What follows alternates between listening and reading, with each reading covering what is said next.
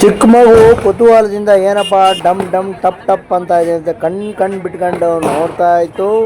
Hello, S, ನಾನು ಶಿವಮೊಗ್ಗ ವಿರೂಪಾಕ್ಷ ಮಾತನಾಡ್ತಾ ಹೇಳ್ತಾ ಇದ್ದೀನಿ. ಮಗುವನ್ನು ಆ ಥರ ಪಟಾಕಿ ಇದರಲ್ಲಿ ಕರ್ಕೊಂಬರ್ಬೇಡಿ, ಆ ಕಡೆ ಕರ್ಕೊಂಡೋಗಿ ಅಂತ ಹೇಳಿದೆ. ನೋಡಿ, ಶಿವಮೊಗ್ಗದ ರಂಗನಾಥ ಬಡಾವಣೆಯ ರಂಗನಾಥ ಸ್ವಾಮಿ ಸನ್ನಿಧಿಯಲ್ಲಿ ಭಾಳ ವಿಜೃಂಭಣೆಯಿಂದ ರಥೋತ್ಸವ ಆದ ನಂತರ ಸಂಜೆ ಬಾಣ ಬಿರುಸಿನ ಒಂದು ಸಿಡಿಮದ್ದನ್ನು ಸಿಡಿಸಲಾಯಿತು.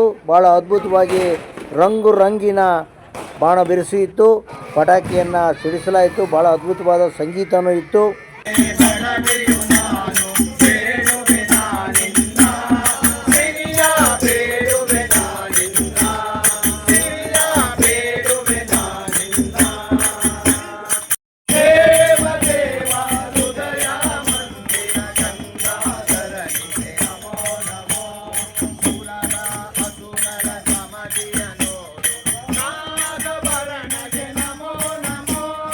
ರಂಗನಾಥ ಸ್ವಾಮಿ ದೇವರ ಸನ್ನಿಧಿಯಲ್ಲಿ ಭಜನೆ ಆದ ನಂತರ ಬೊಂಬಾಟಾಗಿರ್ತಕ್ಕಂಥ ಆಟ ಬಾಂಬನ್ನು ಸಿಡಿಸಲಾಯಿತು.